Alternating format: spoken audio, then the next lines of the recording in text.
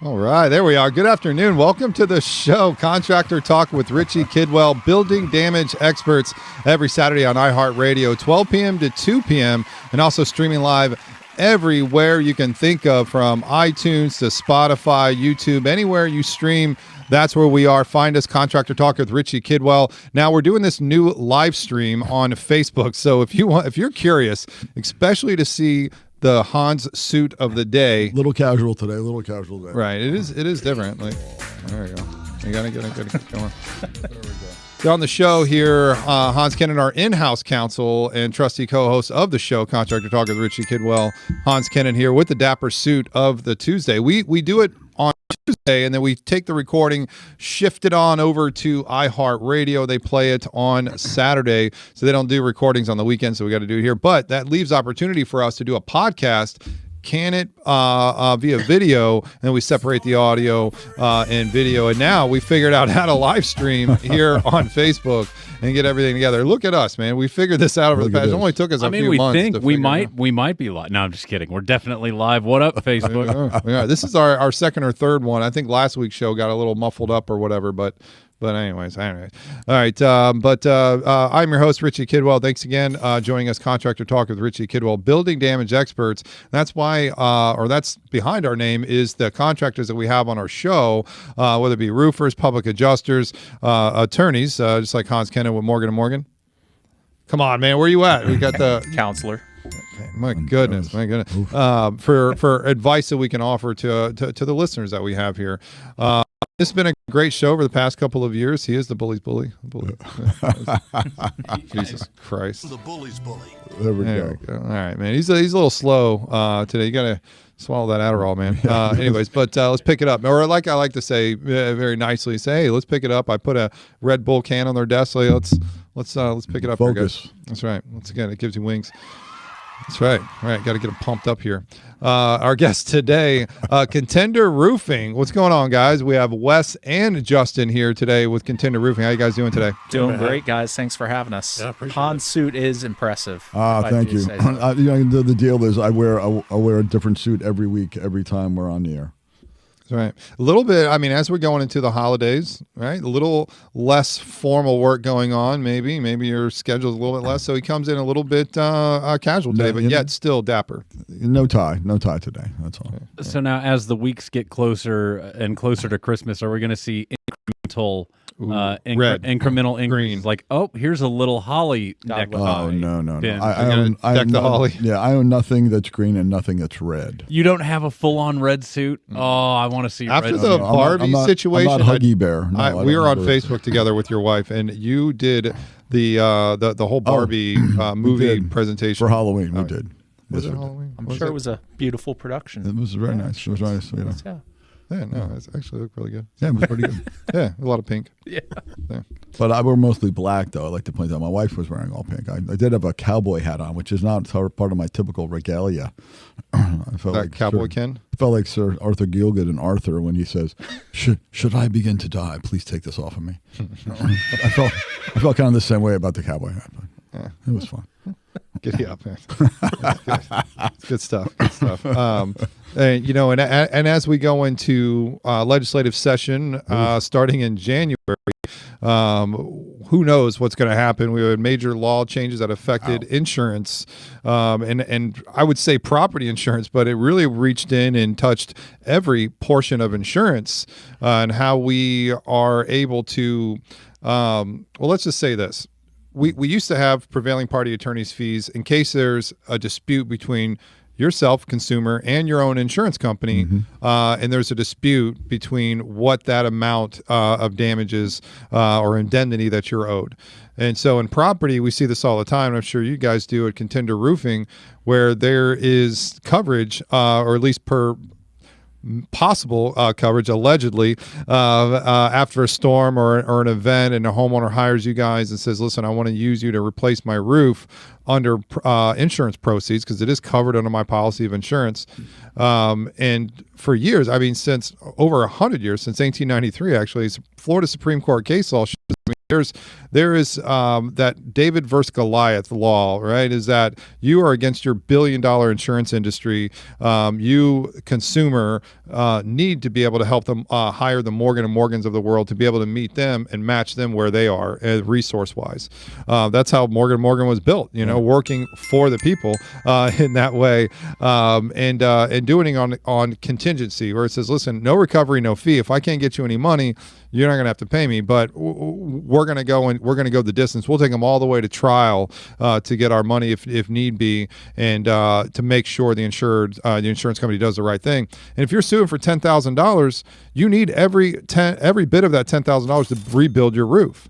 Well, since 1893, the Florida Supreme Court stated that you versus your insurance company, you are owed 100% of that indemnity. Fees and costs for your lawyer are paid by the other side. So to make you fighting for that full $10,000, you need every penny of that $10,000. And so you fast forward all the way till today, and recently, now it's so much more of a difficult phone call conversation to have with an insured that has a dispute against their insurance, and not now just against property disputes. Now medical, auto, life insurance, any type of dispute. Now there are no prevailing party attorney's fees, meaning that you have to pay your own experts, you have to pay your own fees and costs to the attorney. And it's a lot different conversation now than what it used to be, right, Hans? Oh, it has. I mean, I've been with John for 23 years, and the first 22 of those years I spent telling people, look, we'll get you your money, they'll pay us separate. Because like you said, these are economic-only cases. So every dollar you don't get is a dollar that you have to take out of your pocket. So there is a much different dynamic than in a personal injury side. So it has been a big change, and it's uncomfortable for me to take money from insureds because I know what they need to get their house fixed, and I go, well, I'll get you all the money, but I have to take part of it. That's really a bad feeling, something I never really had to do until this year, and I'm still not really very good at it, to be honest with you. I don't like telling people, well, I need this, and I go, yeah, but I got to take some of that money, and it's unfortunate, and it is uncomfortable, and it's really bad for the consumer. Like you mentioned, across the board now, any insurance claim against your own insurer no longer has an automatic prevailing party attorney fee. So even cases I used to take, a lot of auto property damage, right? They pay the wrong amount for your totaled car. I took those cases all the time because we could get fees on top of the indemnity. And if someone undervalues your car by $5,000 or $10,000, which happened all the time, that's an impact to a consumer. Has to now take the money out of his pocket to get out from upside down, whatever it may be, or to get another vehicle. I took those cases all the time. They're very hard to do now. We can still do first-party property, like work that Contender does. We do a lot of roofing, a lot of homeowners type claims we can still do because we can still make that work. But for folks who have, honestly, a much smaller claim, which we used to do a ton of that work and made them people whole all the time. Yeah. It's really hard to do now. Even the windshield claims. I mean, to see what happens. I mean, the windshield average cost to replace a windshield $750, $800, and the insurance companies on independent contractor would say, hey, we only pay 50% of nags. That's it. You take it or leave it. And we say, no, I mean, we're going to take the 50%, but we're going to be suing you for the rest. So the lawsuit is $350. Right. But you need that. And why are they only paying you 50%? They even tell you we're only going to pay you 50% of what the recommended amount is for retail to replace that. It's mind-boggling how they can get away with that. I had a discussion today. I had a mediation today, and the adjuster and I agreed to the reasonable price of a roof replacement. A smaller roof, 29 squares, and we basically agreed what it was. And I said, okay, well, you'll pay that? He goes, no, I've got to pay less. And I'm like, but we agree it's the reasonable amount. He's like, oh, yeah, no, you're right, it's reasonable. Well, if it's reasonable, can't you just pay it? No, I can't do that. So it's one of those things where you're like, I'm trying to make my clients look at me like, isn't he agreeing with us that that's a reasonable rate to replace roof? I'm like, yes. I said, he can't help himself. He can't just say, Hans, we agree, we'll just pay it. He's like, I'll give you 80% of that. I'm like, so what? So my guys took him out of pocket. Is deductible plus now 20% because you just can't bring yourself to pay what you agree to be a reasonable amount for a roof? That's what we do every day. Right. And a lot of the rules and laws have changed, especially around bad faith. And that's what it seems like to me, because they're supposed to offer you a reasonable market value and a replacement cost value of that as well under an HO3 policy. Yeah. So very sad to hear that, especially with all the law changes here. All right, we're going to get some thanks to our sponsors. We'll take a break here at Contractor Talk with Richie Kidwell. We'll be right back.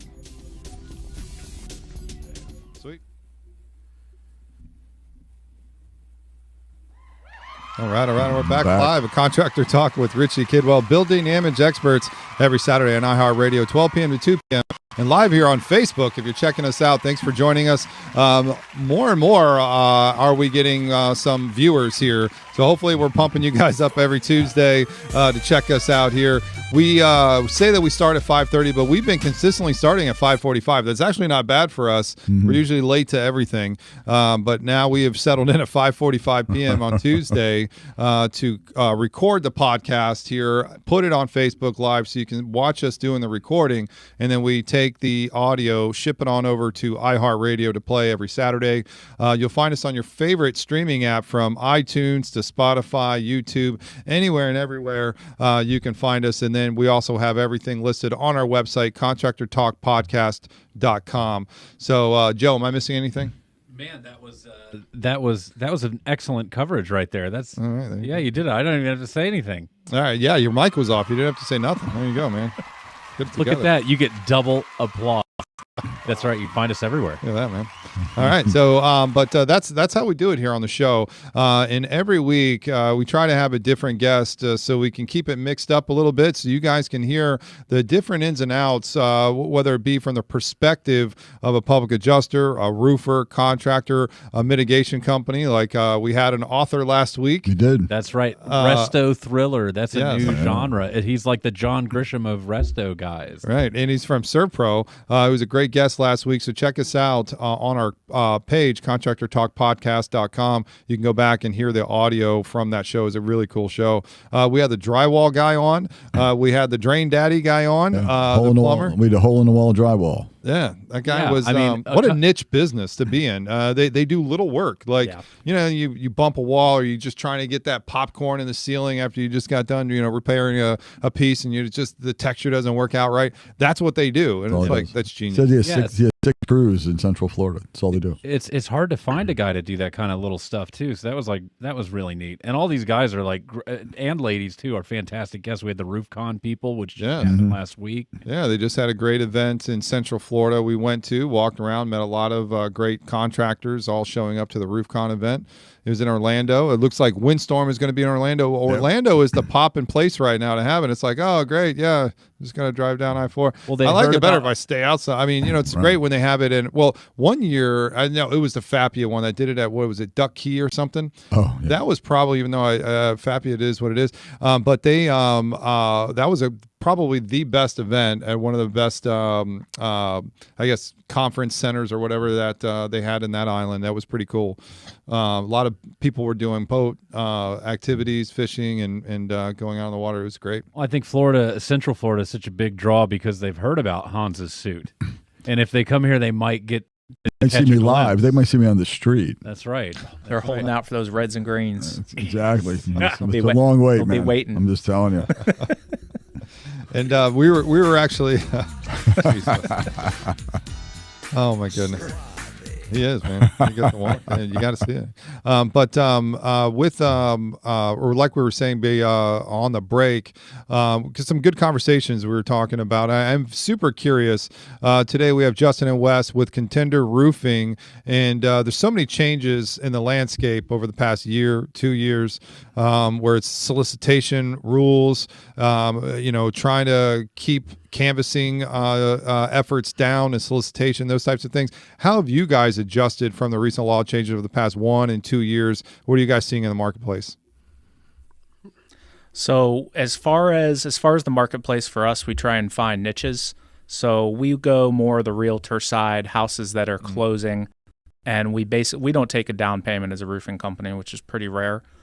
And that way we're able to take full payment at closing. So if a seller is selling a home and they can't afford to put a roof on it, that new homeowner that's moving into that home is going to have insurance. So a new roof needs to be put on. So basically we take full payment at closing, a new roof is put on, and that new homeowner is able to have insurance. So it's a little niche that we work in. We don't see so much of the insurance side. If a homeowner already has approval, that's an easy one for us. Mm-hmm. But in that regard, we can really tell that insurance companies are really starting to dig in their heels, even with paying payments they said they were going to pay. Right. So if they said they were going to pay an amount, just getting that money from them is very difficult. The turnover is very high at these insurance companies. The desk adjusters are constantly changing. It's very difficult. Even from somebody who already has a claim approved. So Wes, other than I guess the flipper business, I would call it, or people selling, what's the other part of your model? I mean, if someone can just call you and go, hey, I need a new roof, or yeah, I mean, pretty much. I mean, the big thing for us is referral. I'm not sure if you guys are familiar with BNI, but it's a networking group. Sure. We have 4 people in BNIs in our company, so we're really able to kind of push. And there's realtors in every single BNI chapter for sure. But there's realtors. You have the property managers. You have the AC guys that may run into a roofing issue. So because we have those 4 plants and those 4 different BNIs, we're really able to push the power of referral. Yeah, and you guys are built for speed. That's what I'm hearing. Yeah. I mean, because we're so small, there's not a lot of overhead. We can have a permit in 2 days and have the roof scheduled a week and a half out. How far are you guys out on shingle versus tile? Shingle, I mean, we're probably 2.5 weeks. Tile, it really depends on the manufacturer. A lot of them were backed up for months. I mean, are you still putting, do people who have tile? I'm not a fan of tile, personally. I mean, I litigate them all the time, and every time I litigate, I'm like, one more reason why I don't want a tile roof. But do people shift away if they have tile? They go back to tile, or are people picking different products? I'm just curious. It really depends on the HOA. A lot of times people don't want the tile roof they've had. They leak all the time. I mean, they're running into, hey, my HOA says I have to do this. Oh, okay. So they're not able to switch it up. I didn't think about that. I didn't really think about the HOA aspect, requiring you to get tile. I know, and down in my cul-de-sac where we are, everyone's redone their roof, including us. We end up using, I'm not going to think of it. I call metal tile. It looks like tile, but it's metal. Everyone else redid their roofs in tile again, and I was just like, man, I can't imagine doing that again. I know my dad lives in a neighborhood, it's all tile, and every other house is either getting a new roof or it has a tarp on it. And it's a new neighborhood. It's a newer neighborhood. Yeah, it's early 2000s. I think just the volume of rain in Florida and the fact that they're built new construction, it just leads to so many problems with leaks. I mean, it's not like we're living in a climate where there's no rain. We're living in a climate where it rains all the time. The sun is baking those tile to who knows how many degrees, and it's just melting that underlayment underneath. So, I mean, I always try and steer people away from it. There's big money in tile. Oh yeah, but big headaches for contractors and homeowners. So how is it now? I know you have I call it the double felt rule. How does that impact? Does that really? I mean, double should be better, right? I mean, in theory, right. But I mean, do you really think that it has? I'm not sure what lobby got that passed. Like, if the underlayment lobby went to the flood legislature and said, "Hey, you should double what they have to use." Well, because that's what he's saying. It kind of like you're only as good as your underlayment. Well, on tile, right? Tile doesn't stop water from coming in, right? I mean, it's going to run through that channel. You're only as good as your underlayment for sure. So yeah, if does that help prevent longer periods of time for leaks in a tile roof? I mean, ideally, but I think that's a time to wait and see, because it just started beginning of 21. But on your tile and metals, you're going to use a high temp peel and stick. I had somebody the other day told me that they upgraded to peel and stick, and I was like, I just kind of laughed and I went, they've been using. I know, and I'm like, and she had to pay. I forgot who I was talking to, and she had to pay some extra money for it too. And I was like, what were they going to give you? She's like, they called it like felt, and I went, tar paper. I didn't think. I honestly, God, I was like, I didn't think anyone even had like the guts to go, ma'am, you can always go tar paper on your roof. And I was just like, yeah, that'll go fine right over top of your wood plank. I upgraded to peel stick. I'm like, well, that was good.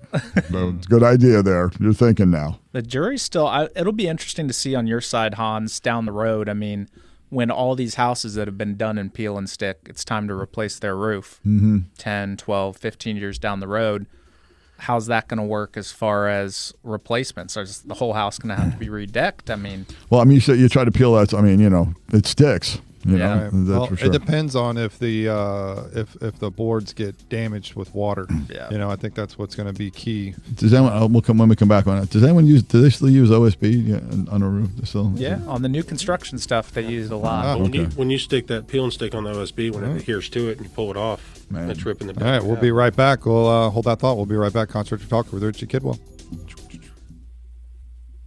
All right, we're back live. Contractor Talk with Richie Kidwell, building damage experts, every Saturday, 12 p.m. to 2 p.m. on iHeartRadio, 94.1 FM, 93.1 FM, or even on the AM dial, 540 AM, or hop on over to WFLA Orlando. iHeart.com. There it is. Looking for the website up there.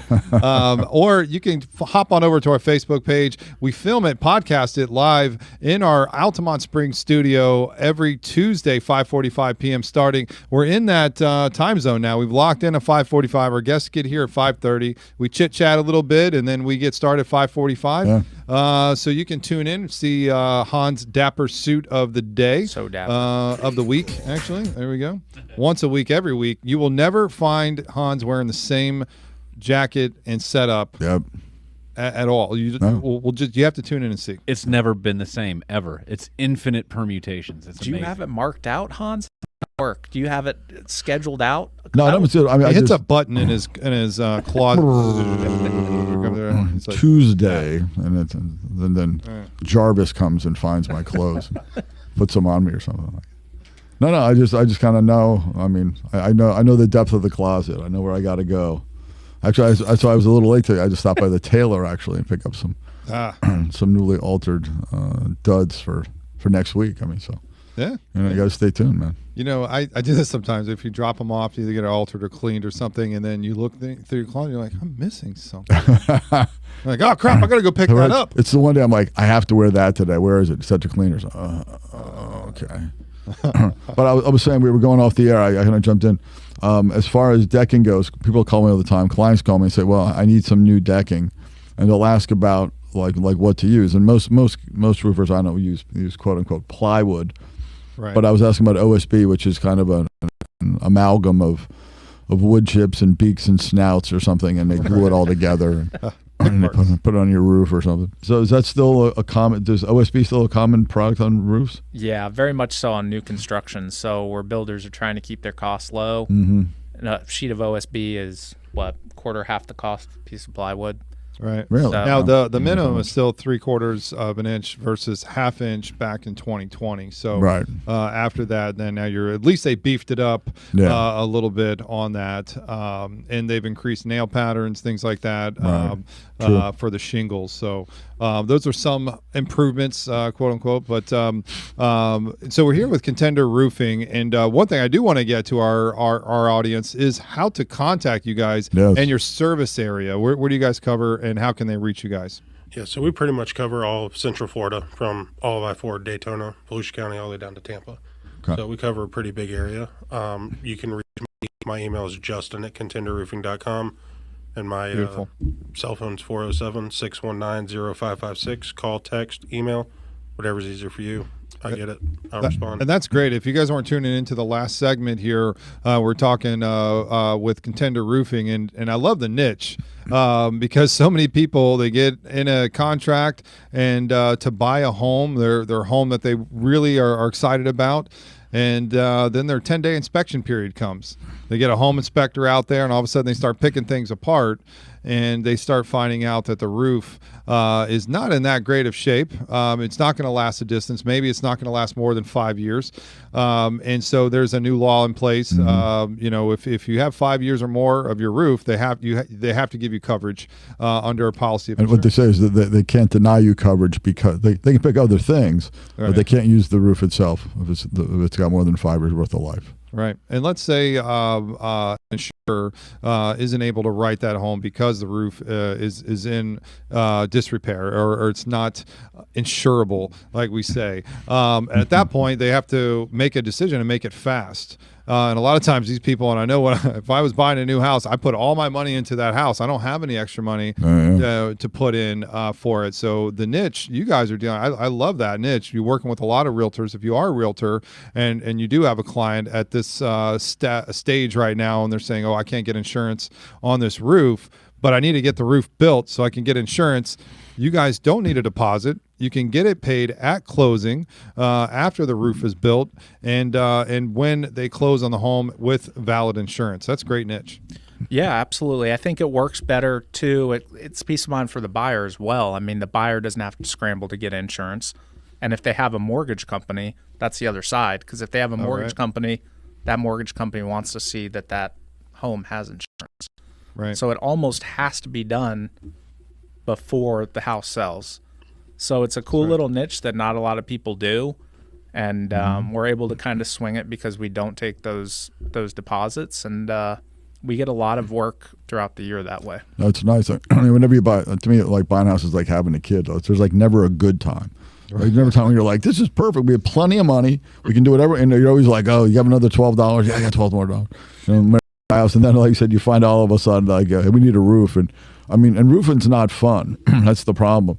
You know, certain things you do to your house, you put in a pool, you're like, oh, I got a pool, or you do something and it kind of improves it in your own mindset. Getting a new roof, other than what it does, which is obviously of great importance, no one drives home and goes, oh baby, look at the roof. It's like man, buying tires. Exactly. Exactly. It's a necessity. Yeah. It's not sexy. You got to do it. You have to have it. Has to be good. Right. But at no point are you excited about going, you need another 15 G's to put a roof on your house so I can buy it. Which is obviously a great. Whoa. What was that? Nice.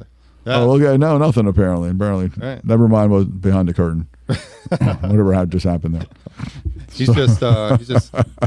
He's recording audio of you so we can like play it back. I think that's what he's doing. He's going to make it in some AI thing. It's going to sound like me. It was a little loop back. Nothing happened. There's nothing to see. Nothing to see here. That's going to happen. I'm going to turn it into an AI voice somehow. My name is Hans. Power of live radio, apparently. Like we're not even live for crying out loud. Anyway. 2001 A Space Odyssey. Yeah, that's right. I mean, we're live on Facebook. Dave. I cannot let you do that, Hans. I think some stuff's a little arcane. I know. Some of my references I know. I went to tell my staff, I said, I'm going to say things all the time that don't make any sense at all, and I'm going to think they're really at least humorous. Yeah. And you're going to think nod and laugh. You're going to think you're out of my mind. But trust me, there is a basis for all the strange things that I say. They just got to research it. we always talk about actually yesterday we had an event, and Richie talked about crossing the streams. Which is a Ghostbusters reference, but also is in Spaceballs. Spaceballs, yeah. I went Spaceballs route. And I'm like, no, that's Ghostbusters. So we actually had to have a discussion about crossing the streams between the Ghostbuster version and the Spaceballs version. But everyone else was like, I remember he said cross the streams, and people were like, what does he mean by that? And I'm like, like, what's he laughing about back there? He looks like an idiot. I'm like, no, it's Ghostbusters. No, it's not. It's Spaceballs. So right. I mean, and that presentation was about this industry. It was, and and talking with you guys on this specialty niche. There are some roofing companies that their niche is working in insurance-related claims, where they can help out that homeowner that they're not saving up to buy a new roof. They weren't expecting. They're halfway through the life, maybe they're 5-10 years into the 30-year roof that they thought that they're going to have for the next 20 years. And then a random storm comes by, a windstorm, hailstorm, or a major event like Hurricane Ian. And remember, guys, the law changed after Hurricane Ian hit, so you still have 2 years to report Hurricane Ian damage. We're not recommending that you wait those 2 years. Right. As soon as you know that you have damage, get a professional out, call a roofer, have them get on your roof. I don't get on my own roof, and so you should hire a professional. Do you guys do free estimates? Sure. Yeah, absolutely. So if somebody calls you guys at Contender Roofing and says, "Listen, this something just seems odd after in the past year, I get these weird little leaks here or there. I've been repairing it." I keep seeing the stars when I'm in my living room watching television, like that kind of stuff. Right. Yeah, it's totally eroding away. But they're scared to file that claim against their insurance. They think, "Oh, I'm going to get dropped, or my rates are going to raise." Those types of things. And the message to them is like, listen, an act of God, a hurricane claim does not count on your loss runs, and they cannot cancel you. right? I mean, you have to live outside, or you have to live through your policy that you purchased for the year. They can non-renew you, right? But they can't cancel you midstream, and they can't raise you and not your entire zip code, right? Based on claim volume and those types of things. So, and I tell them to shop your insurance every single year as well. That's the best way to stay competitive, right? To make sure you have the best policy, and you will find that. I mean, Hans got a double renewal on his policy of insurance and found adequate insurance, the same price as what he was paying before. Yep. They are out there. You can find it. But talk to a professional. If you're listening now and you think you have storm damage, get a professional involved. Get the free inspection. Call Contender Roofing. Get it checked out. And at that point, then you can figure out whether you need to pay it out of your own pocket, or maybe it's covered under your policy insurance, but you need to talk to an attorney. We'll be right back. And we're back. Contractor Talk with Richie Kidwell, building damage experts, every Saturday on iHeartRadio, 12 p.m. to 2 p.m. and live here on Facebook World. We're doing Facebook Live now. Click on over to Facebook, Contractor Talk with Richie Kidwell. Watch our live streams. If you're listening to us on Saturday, go back and see our Tuesday episode. That's when we film our podcast. And then throughout the week, we cut the audio out, send it over to iHeart, and then it plays on that very next Saturday. So tune in to our Facebook page. And don't forget, we're streaming everywhere. Spotify, iTunes, YouTube, any of your favorite streaming mechanisms where we have audio from all of our previous shows. And we have a good description of what we're talking about and the guests that we have. So if you want to go back and listen to different guests we've had on the show, it's always a good time. I encourage you to do so. All right, so today we have Contender Roofing on with us, both Justin and Wes, and our in-house counsel, Hans Kennon with Morgan & Morgan, going through some stuff today. And the new way, however, which we didn't finish on that a couple segments ago, because we started talking about your niche, which I love that, is working with real estate agents, and when that inspection period comes and they're like, oh no, we had a perfectly fine roof, and then we find out that it's not, and the roof needs to be replaced, and very quickly, prior to closing, and then you get paid at closing, not even taking a deposit up front, which is a great niche.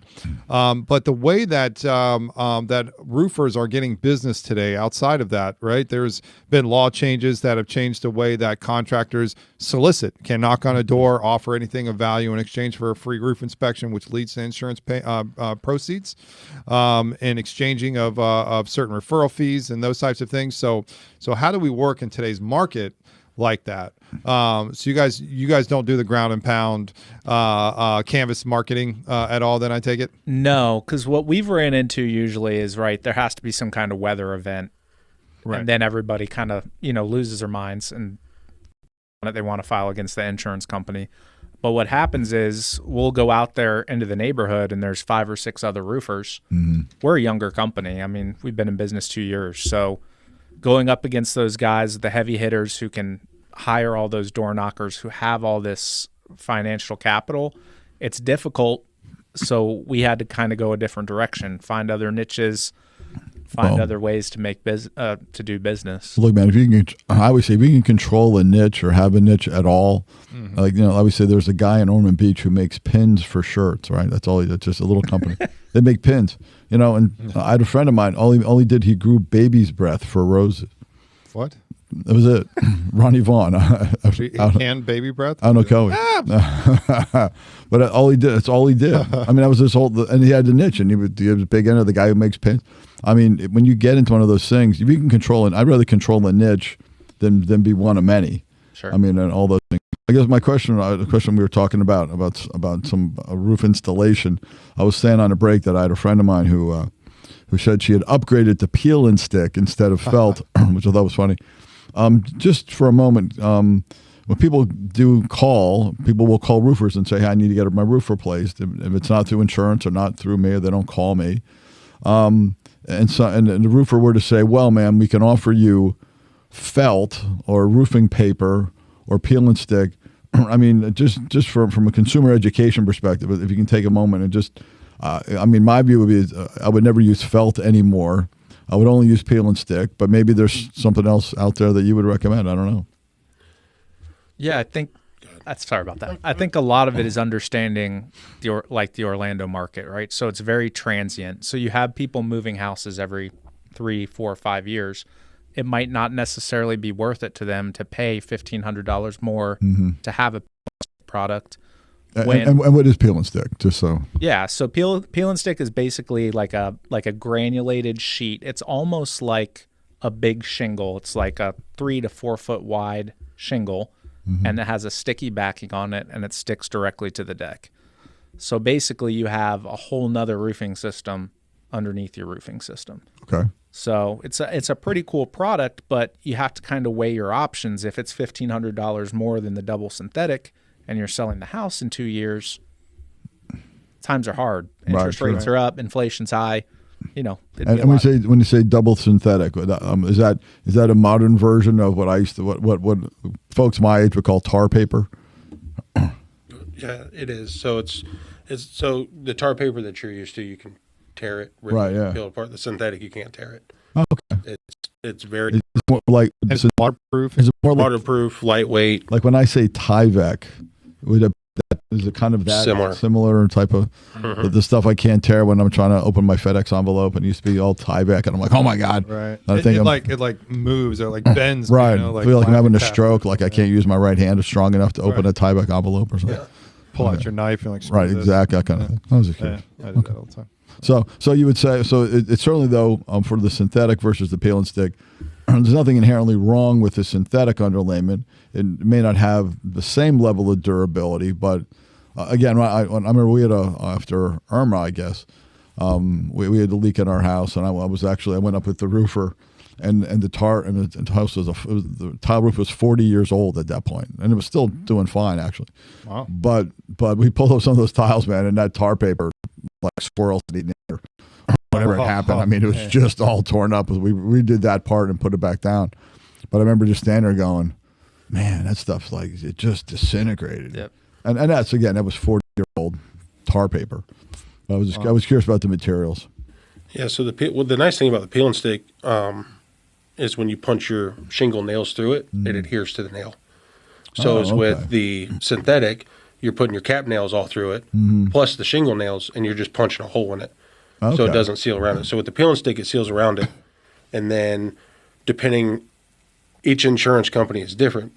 But if you show that you have peel and stick, you get credits towards your insurance for cheaper rates. Oh, I didn't know that. I actually did not know that. From what I have heard is the average is about 5 years to make up that difference. Now, each one is different. I don't have any hard knowledge. That's just what other people that homeowners have told me. Now, occasionally I'll still see on estimates when they get sent to me for a hot mop. That's only on a flat roof. If it's flat, comes into like under a mod bit, like I'll see like a hot mop, and then it's a modified bitumen flat roof, like a rear porch or something like that. Extension. So what is it? I've never. I mean, is it literally like Shawshank Redemption? Like you're on a roof with a 100%. Hot mop of tar, and you. Don't cross the streams. Don't cross the streams. There we go. See, yet again. Don't cross the mops. Yeah, there you go. I get it. One at a time. What I was talking about last break and where that came from is what the industry is doing now.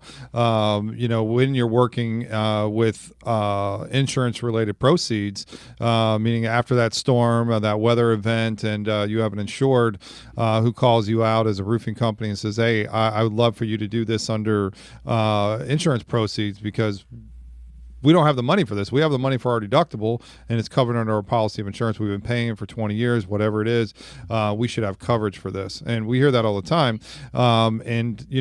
With all of the changes that have happened, it's created a chilling effect in the industry. People are afraid to file claims. They're afraid that they're going to get dropped, that their rates are going to increase. They're just scared. So then they're getting non-renewal letters from their insurance company saying, hey, we're not going to renew you unless you get buy a brand new roof. It's 13 years old, 14 years old, getting close to 15. Now they're pushing people to 15 years old, and that's wrong. It's illegal. They're not supposed to do that. I mean, last year there were some bills presented in the Senate that allowed. Well, it was actually 2 years ago in Senate Bill 76. During that time, they had a roof surface schedule portion that made it in an amendment, and then later it got beat out and got pulled out of the bill, and it never went through. But when that was out, the amendment was out. Insurance companies were already trying to rubber stamp that through Office of Insurance Regulation, saying we want to start giving discounts. If the newer roof is, the more of a discount we'll give you. And you're not supposed to do that. It's a roof surface schedule. The law says you're supposed to get two things with an HO3 policy. It's right in our statute. You get replacement cost value, RCV, ACV is actual cost value, which is depreciation. You're not supposed to get that. It's replacement cost value. You get ordinance and law. They can do those two things on HO3 policies, meaning that they're supposed to give you what it costs today to replace the roof. And if you had gold-plated peel and stick underneath that cost $1 million, well, you have to replace it with gold-plated peel and stick if that was the case. And so, what we're seeing is that the insurance companies have dragged their feet so much on getting these claims covered and paid that it's made the roofers and the insurance companies the insureds do something a little bit different now, whether it be financing, whether it be paying it up front and waiting because it takes a year or 2 years now to settle these cases. So we'll talk about that after the break here with Hans Kennon and Contender Roofing after the break. Contractor Talk with Richie Kidwell.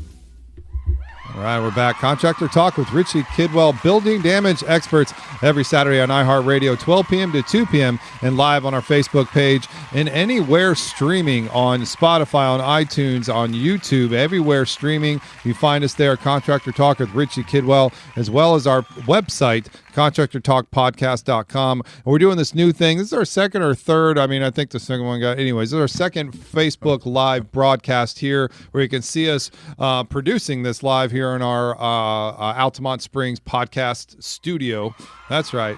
And we are out of space. I think we're trying to rent this place out too. So if you want to do a podcast, you want to do it somewhere where you can use video and audio, or just audio or video, audio, whatever. You can come set up at the booth over there, record your own stuff if you'd like here in Altamont Springs. So we're just now pushing that out. I think we finally got the bugs worked out here, and full blown studio ready to film podcast here for any of you guys. Look at that. There we go. Anyway, so today we have our guest on the show, Contender Roofing, both Wes and Justin, going down for real, talking about just the new market trends and finding out a new niche in the market space. I think it's great.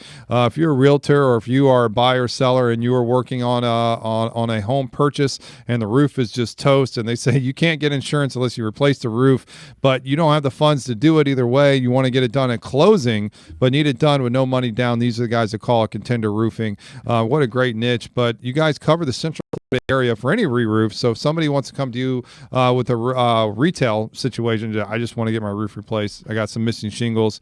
And I think you were just telling us a story on the break about the lady that, how about the lady that's been paying her insurance for 40 years, and you go do an inspection, she's got missing shingles in the yard everywhere, and she's like, nah, I don't want to file a claim.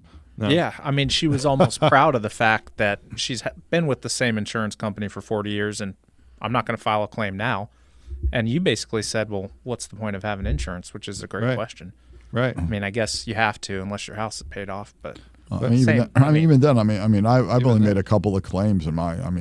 It's certainly not. Now I have clients sometimes who have made like 5, like in the last 2 years, all for roof damage. You're like, you're like, what am I doing with that? Yeah, I think I filed one in 25 years. Yeah, we've had one or two. I had a kitchen. I had a leak in the back, and a pan leak. Or something, got into the kitchen. We had that one. I think that might have been it. That is what it's there for, though. But you're right, that people get concerned about being canceled and things like that. I know we've talked about before. I had FedNat as my insurer, and they doubled my premium. I went to Farmers. They brought it back down to where it was. Now Farmers is leaving, which is a shame because they were actually a pretty good carrier. I don't sue them often. Sorry. And that's kind of how I determine who I try to stay with, who don't I sue. Because I liked Farmers. Right. And then they made a deal with Slide, who's the guy from Heritage, right, who's the president of it. And they said, hey, we're going to take over for Farmers. Those don't worry, we're from the government, we're here to help you kind of vibes. And they're like, oh, no, we'll just take over. There may be a premium increase. So I call my agent, who's a friend of mine, and I go, what's this deal with Slide taking over for Farmers? I said, I'm guessing premiums go up. He's like, let me check.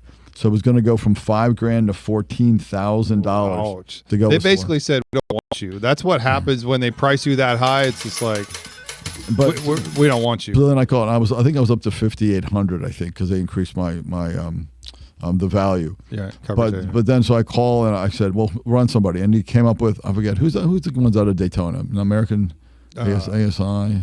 No, People, not People's Trust, that's for sure. Security First. Security First, thank you. Security First was like 7,200, which it's still, but it's half of what Slide wanted. I mean, that's the variances you see in the market. I had a client in Lake Worth I talked about who had a very modest home outside of Lakeland, and his premium was $8,000 a year, and I'm just like, and he tells me that like nothing happens in Lakeland. I mean, there's like nothing. And he doesn't live near water, doesn't live near no fires.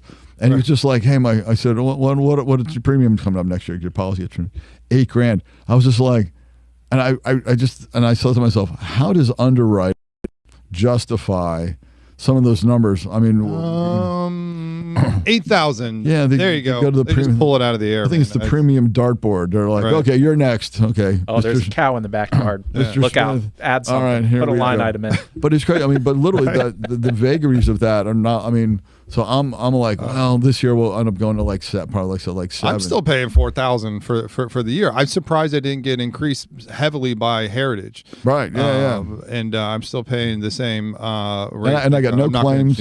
Yeah, no nothing. I haven't done anything with any property of that. and tax. That's gone through the roof. Taxes. What the heck? I know. And Volusia County is a fortune. I mean, I was just like, what are you doing in Volusia County?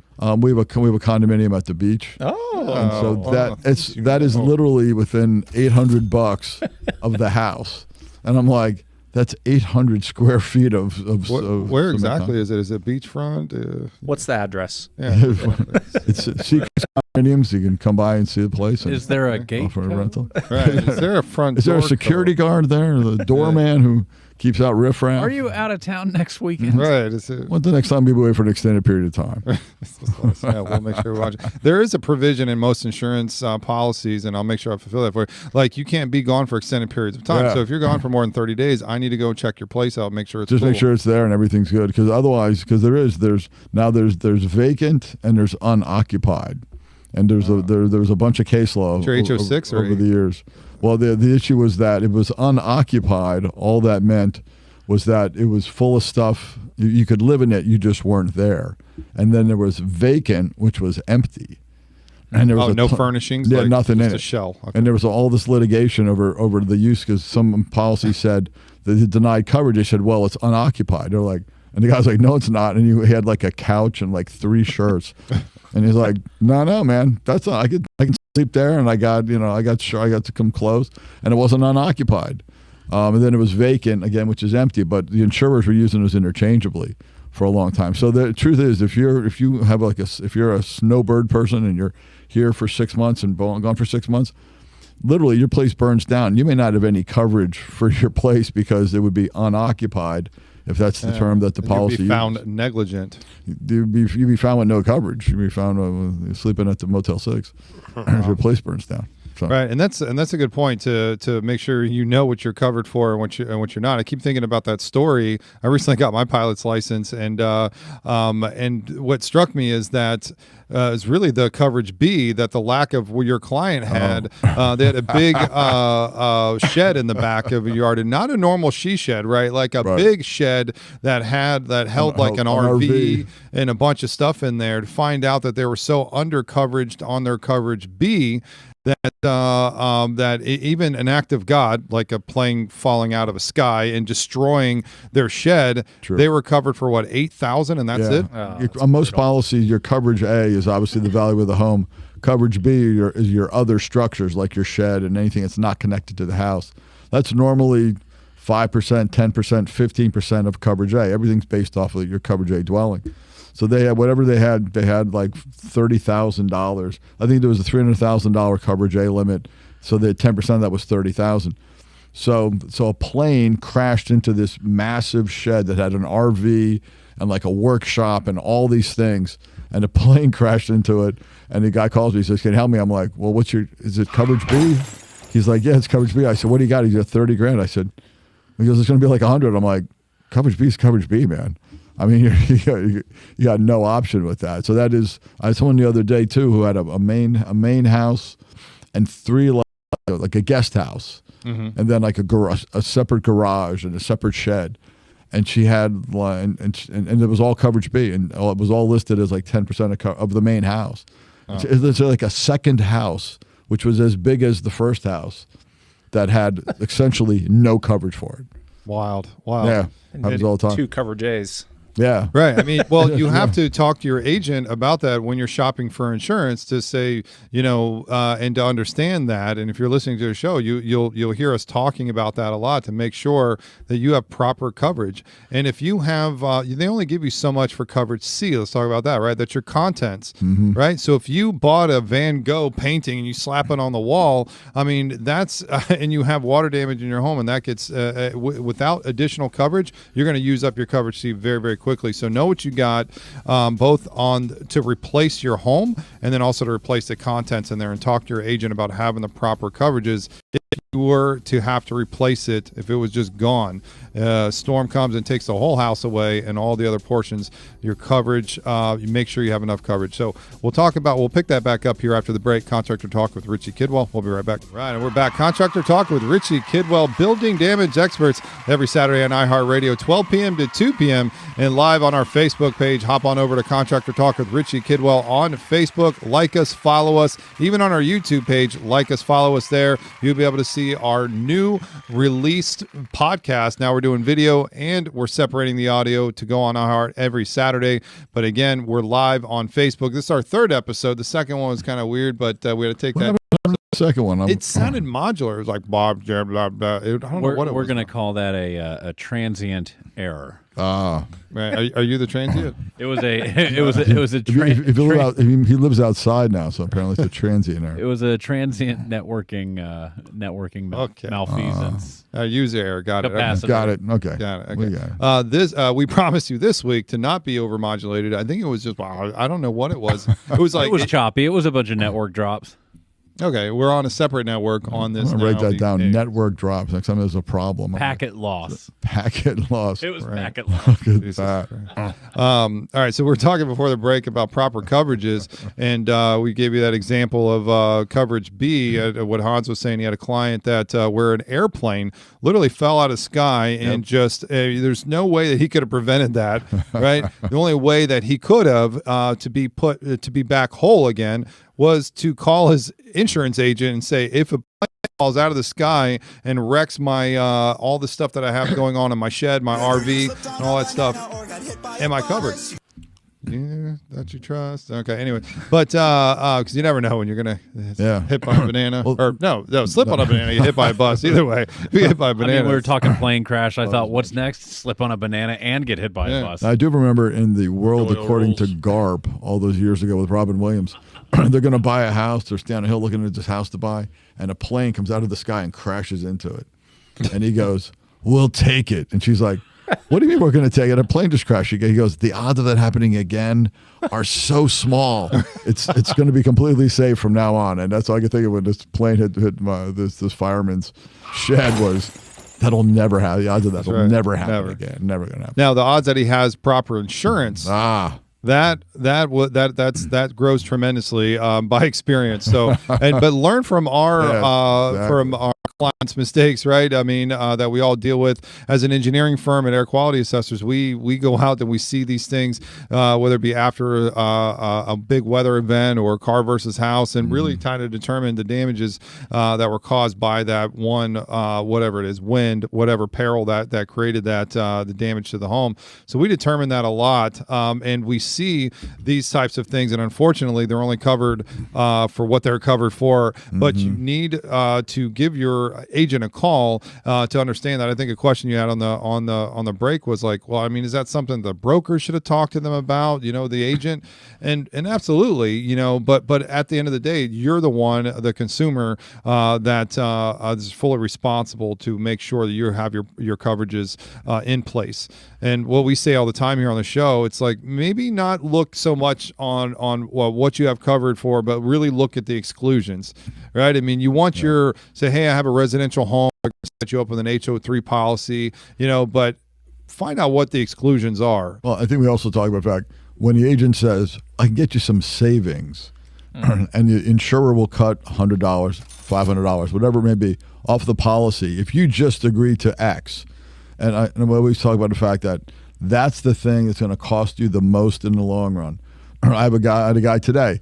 He got a $1,500 credit off of from Kin in exchange for the roof schedule. Oh my God! So the schedule is it's obviously a declining schedule. Why does Ken do everything that's illegal? Like they can't offer. They're supposed to give replacement cost value. What are they doing? So now they offered a premium reduction. Now we got in a bit of a snit about that today, but it was interesting. He saved some money, and I said, but now your roof is worth $5,000 on the roof schedule because it just depreciated down so far. It's so. Yeah. So you get a discount so you can do something illegal in your policy. How does that work? You should sue the crap out. Well, that was actually so when we ended up not settling, and I said to the guy, I said, well, we're going to go talk to your underwriter too because I'm curious how he determined $1,549 was the proper amount of credit in order for my guy to he accepted for the roof schedule that would bring down the value of his roof from RCV to an actual cash value price of ACV of 20% of its original value. Brutal. How can they break a Florida statute in their policy? How does OIR allow them to do that? It's and what's weird is that obviously under the deductible statute, you can offer a separate roof deductible, and you have to provide an actuarially sound discount for that. But for the roofing schedule, there's nothing in the statute because obviously they took it out of the statute or took it out of the bill, I should say. Yep. So I'm trying to figure out how, like you said, how can they sell you for a premium discount something less than an RCV to get a roof schedule. So that was the discussion we were having, and so that was probably why I didn't get done. But I'm still, Ken is just that one company that will run in the gray zone, man. And they really don't even use an HO3. I mean, they use, it's kind of like one, like it doesn't look like an HO3. Are they kind of surplus lines, or are they? No, I think they're admitted carrier. I'm not sure that's an issue. So that's what I'm saying. They run around acting like they're surplus lines. What is Ken? Sorry to interrupt. KIN. They're an insurance company. Newer insurer here in Florida. Yeah. I would just say with the messages is just be wary of any discounts on your policy up front. Ask them what that is in exchange for, because there's also policies that binding arbitration policies, for instance, right? I mean, they will give you American Disintegrity will sell you this piece of crap policy. They'll say, hey, listen, if you have a dispute against us, we're going to give you a $50 discount as long as you decide to do or you cannot sue us at all. You go to binding arbitration and you have to absorb all your own cost of experts, lawyers, and everything else. That's a good deal. So, like I said, for the guy today, he saved $1,500. I said, you're out of pocket like $15,000 if you want to just to get us where we were for mediation. Otherwise, you'll be out like $20,000 out of pocket because you saved $1,500. And it's one of those things. And I said, so it's up to you. What's the bad news? I said I'll go sue him. I said, and sir, honestly, for me, it's going to be kind of fun. I'm dying to depose an underwriter from Ken or one of these carriers that do this roof schedule. I said, so I'm going to go do that, and that's going to be kind of the fun part for me. That almost has zero value to you, sir. Right. I said, but today you can put $4,500 in your pocket because they're offering the full value of the roof, but reducing it down pursuant to the roof schedule. That's crazy. I said, so that's it for today, and so that's where it ended. But wow. Yeah. Wow. And so when we were talking several breaks ago or several segments ago about that law change where it took away prevailing party attorney's fees, this is what we're talking about. This is how it affects that, right? But if Hans had his attorney fees behind it, right, then he can push that amount, right? Even if it's a small amount. Let's say we're trying to recover $6,000, $5,000, whatever it is.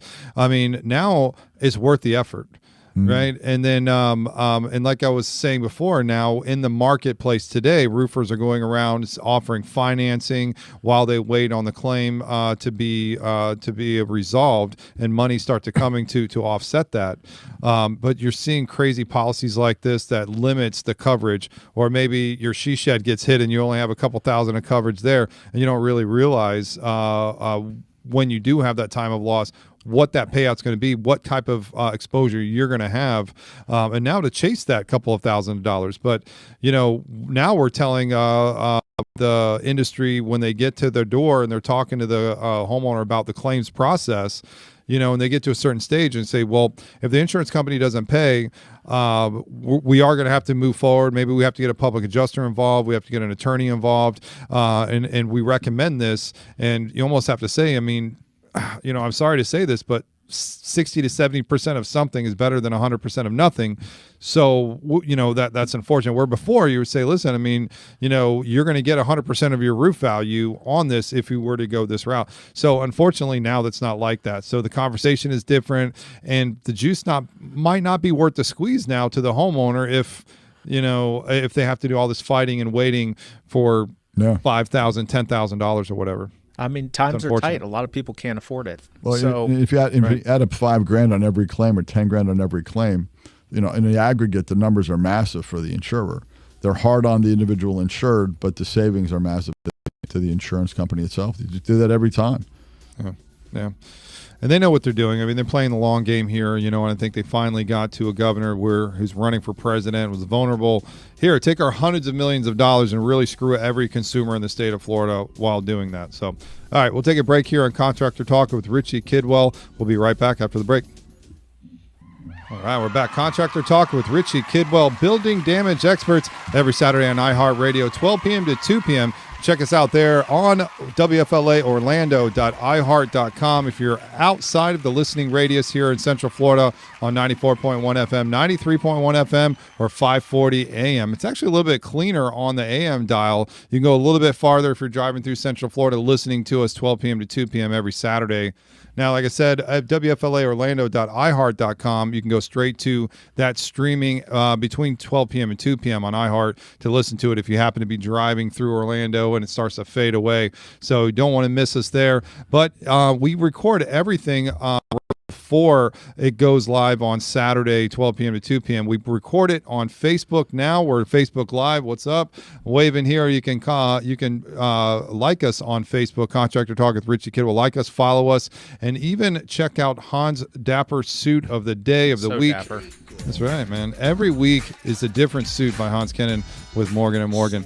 So whether you have a dispute with your insurance company or you're just wanting to really get some clothing advice, check us out here on the show. I'm happy to provide that too. I'll always give out my cell phone number. It's 407-782-0258. That's 407-782-0258. That's right. Make sure you get out your phone, you add contact, and you say lawyer, and plug that number in, because you never know when you'll need a lawyer. And again, Joe's Princess phone is playing in the background. There you go. I mean, how old is that phone? I got to take it. It's a flip. It's a Gotta flip.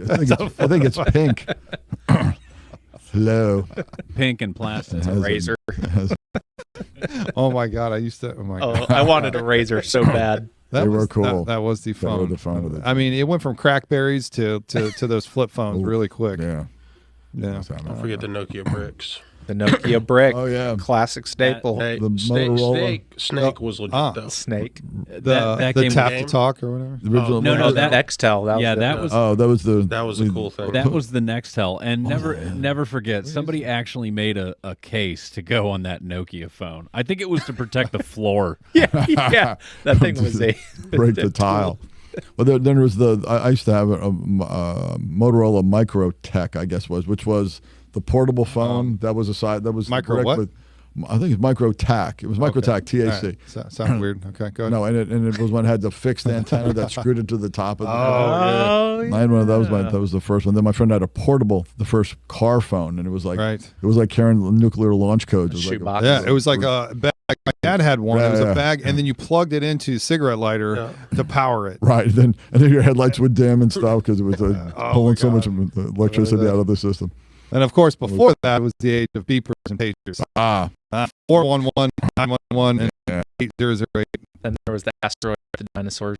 I found an image. There it is. There's Joe's put it up. There's the Micro TAC that I used to have. Yeah. No kidding. I had one of those. Yeah. I think that's an actual that. picture of Hans back then. Look, the guy's got better two. than that. There's the old school one with the look like the Top left. That's the portable phone, the one that looks like the launch code and went into a it looks like Cordura you're like bag. That's got military. like 45-minute battery on that thing right there. And it was like $2 a minute or $3 right. a minute. It was My dad would you call me, he's like, okay, is that all you need? Okay, great. Click. Gotta go. Yeah. Gotta go. Very cool. That's funny. Well, then text messages were what, 10 or 15 cents a text message when that came out? Yeah, and they used to count those. I remember when like unlimited texting became like a huge deal. Oh, everybody jumped. I did. I jumped right over to that. Or God forbid, like I would I used to do some work in the Bahamas, and if you don't think about it, you take your cell phone to the Bahamas, you come back to the bill's like $1,000. Right. And you forget to buy the international plan, the roam fee, or the roam. Right. It's funny, the stuff now. I always say to my kids, the smartphone only came into existence in 2010. I mean, iPhone. I mean, we're on 15 now. Whatever. It was 2010 is when the smartphone existed. Before that, it was everything we're talking about. None of the really, texting off of a dial off of a. Yeah, you had an ABC. ABC, right. I mean, think about the stuff that like it was hard. Like it's like a lot of things these days. But my kids are like, oh, and I'm like, hey. Right. I used to text from a flip phone. I mean, that's right. And you had like 2 words. You're like, I'm exhausted. Or I'd accept a call on my parents' line that ring, ring. So I had my own separate line so I can talk. I was funny. I was trying to. I used a BlackBerry for many years, and I actually shifted from that to a Motorola, whatever the smartphone version was way back when. And I was good on the BlackBerry. I could write a lot.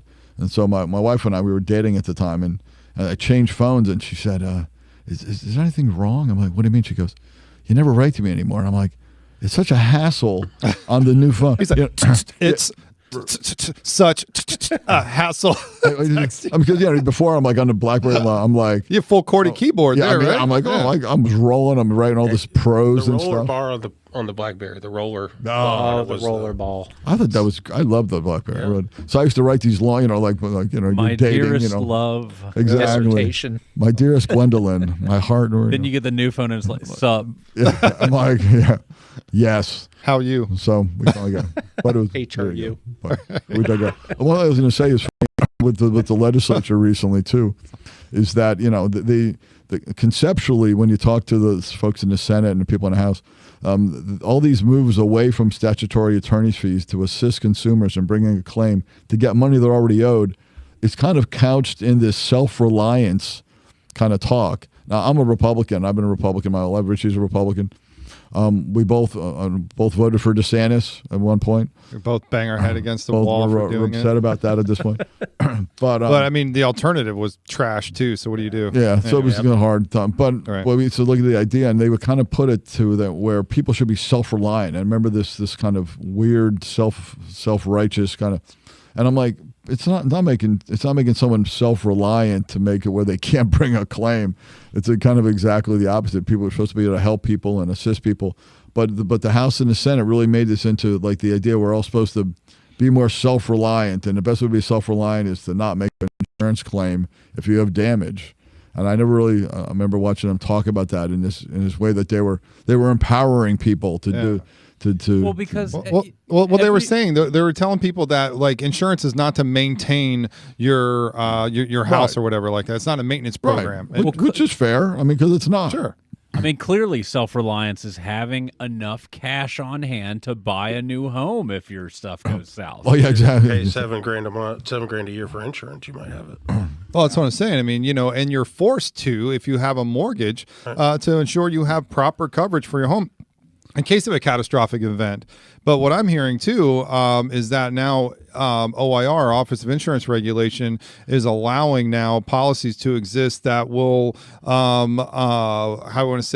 exclusions for wind, plumbing, things like that. More and more. LWD. Yeah. So now they have these limited water damage endorsements where they're sticking you with only $10,000. So really, you say you have a $400,000 policy to cover your house in case of a windstorm comes and blows it down, right? And that's your number one way, right? We live in Florida. Wind event is your number one claim that would happen or damage to your home or property. Second one is going to be sewer backups, pipes and sewer backups and those types of things. Well, now they're going to try to limit that, which they already have. The limited water damage endorsement. Say you have a $400,000 policy, and then you have a limited water damage endorsement, and you have a big flood that came through your plumbing. Yeah. Well, you're only limited at $10,000. Like I thought I had $400,000 in coverage, but really you only have a $10,000 policy. We always talk about that too. Crazy. When people look at their declaration sheet, which is about the only thing anyone ever looks at, which is like the top page in theory. And it talks about all your coverages and how much they are per coverage. Like Richie said, coverage A might say $400,000 for your home, People tend to look at that and they say to themselves, good, covered. all right, I'm good. I got I'm covered. in good hands. I'm a good neighbor. All those things. And you look at the policy and people look at the front page and like we're talking about, all the exclusions, the limitations, the exceptions. You'll never see that unless your house burns to the ground.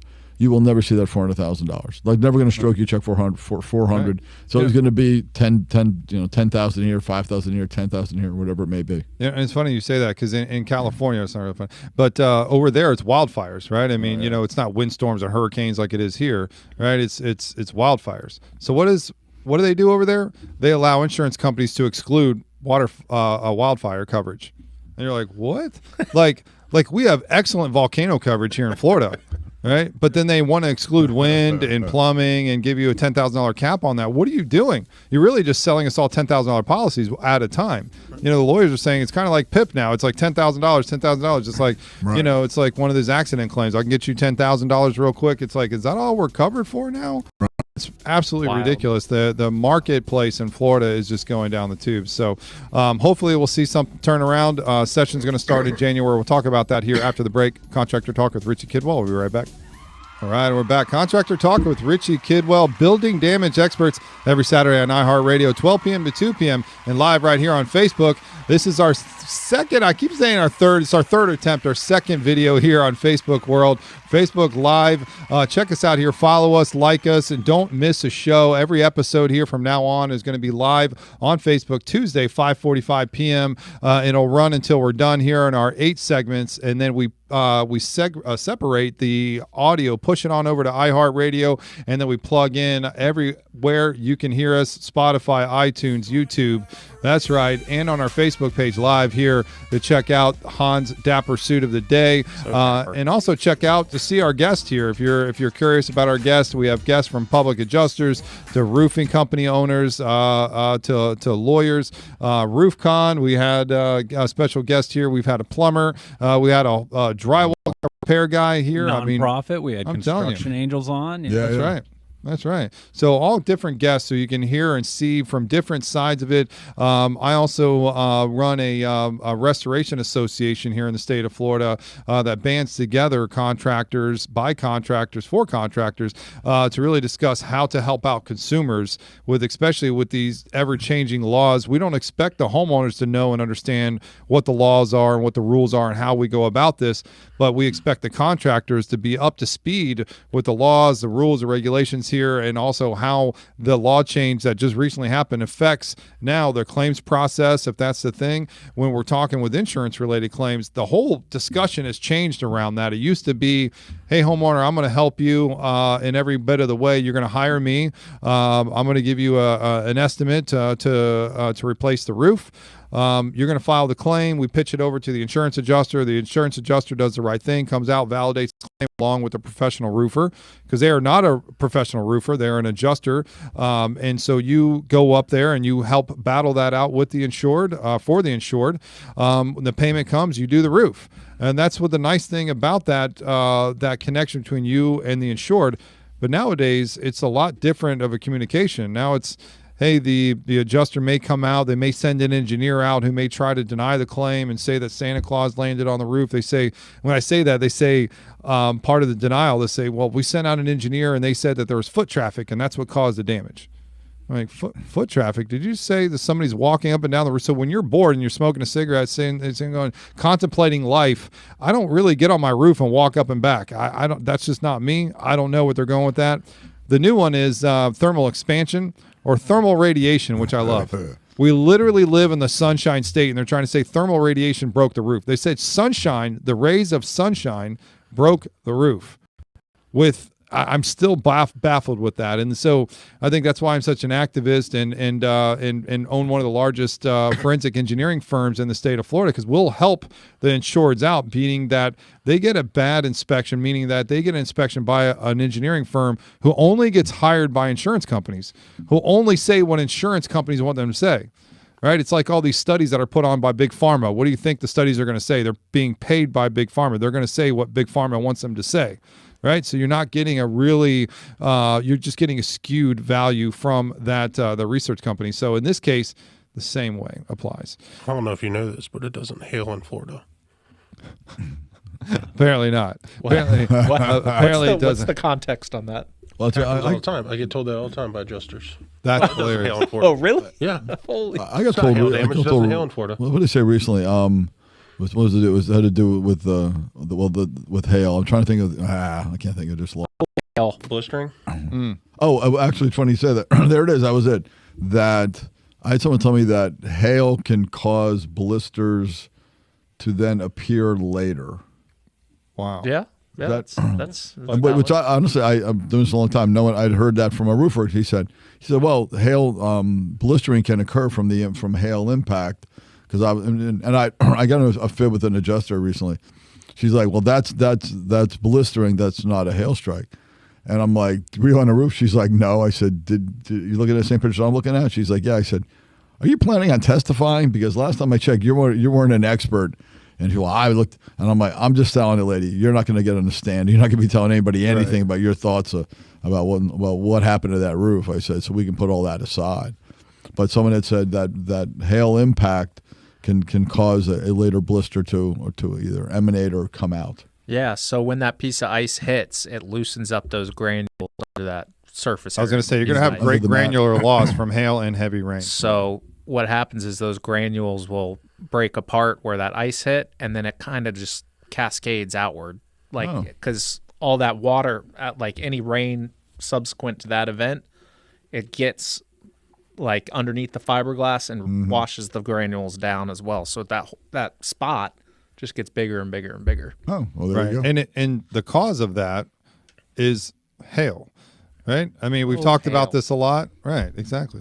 We've had an engineer on here, Grant Rennie, and sure. It's a great way to look at it when you look at what the cause is versus the symptoms that you find. Right.